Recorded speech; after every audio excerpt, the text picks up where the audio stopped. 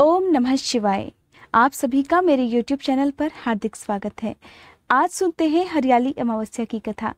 कथा प्रारंभ करने से पहले आप सभी से अनुरोध है, वीडियो को लाइक करके कमेंट बॉक्स में जय भोलेनाथ जरूर लिखिएगा। भगवान भोलेनाथ आप सभी की मनोकामनाएं पूरी करेंगे।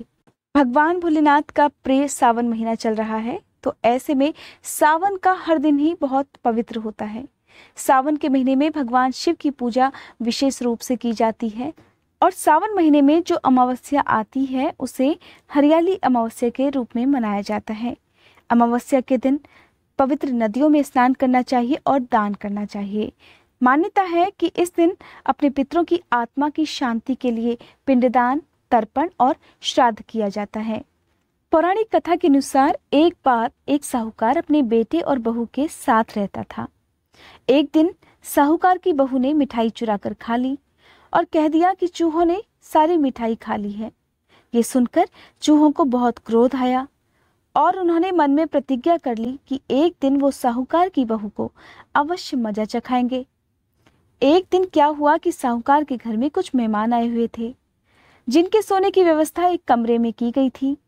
चूहों ने साहूकार की बहू के कपड़े मेहमानों के पलंग पर रख दिए और सुबह जब नौकर कमरे को साफ करने आए तो उन्होंने बहू के कपड़े वहां पर देखकर आपस में कानाफूसी शुरू कर दी और जल्दी ही इस बात की खबर साहूकार को भी हो गई।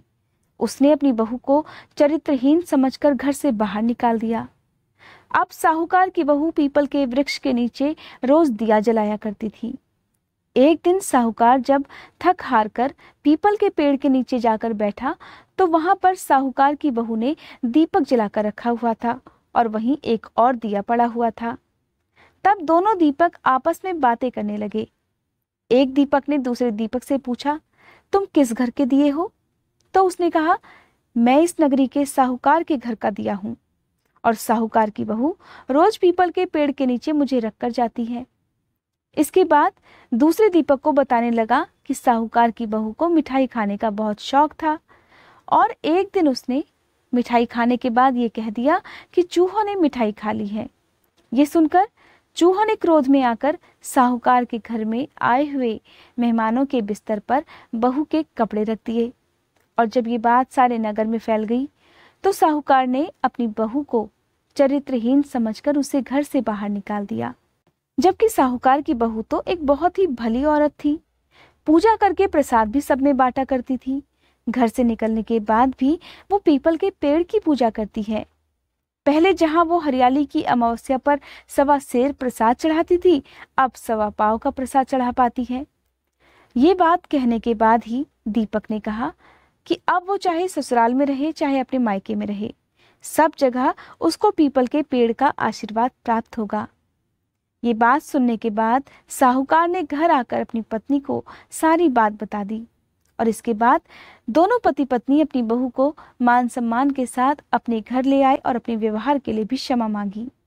अगले साल हरियाली अमावस्या आने पर साहूकार और साहूकार के सारे परिवार ने 1.25 सेर प्रसाद चढ़ाया और साहूकार ने प्रसाद को सारे नगर में बंटवाया भी और सभी से प्रार्थना भी की कि वे हरियाली अमावस्या के दिन अपनी इच्छा अनुसार पूजा पाठ करने के साथ साथ श्रद्धानुसार कुछ न कुछ दान भी किया करें। और तब साहूकार की बात मानकर सभी नगरवासियों ने भी हरियाली अमावस्या की पूजा की और उपवास रखकर श्रद्धानुसार दान दक्षिणा भी दी। इस प्रकार कहा जाता है कि अमावस्या के दिन जो भी भक्त पीपल के वृक्ष की पूजा करता है, पीपल के वृक्ष में मीठा जल अर्पित करता है, पीपल के वृक्ष को फल फूल मिठाई अर्पित करता है, तो कहा जाता है कि उन्हें पीपल के वृक्ष में वास करने वाले सभी तीनों देवताओं ब्रह्मा, विष्णु और महेश का भी आशीर्वाद प्राप्त हो जाता है और बिना मांगे ही सारी मनोकामनाएं भी पूरी हो जाती हैं। ये थी आज की वीडियो। उम्मीद करती हूँ आज की ये वीडियो आपको पसंद आई होगी। अगर ये वीडियो आपको अच्छी लगी हो तो मेरे चैनल को सब्सक्राइब करना मत भूलिएगा।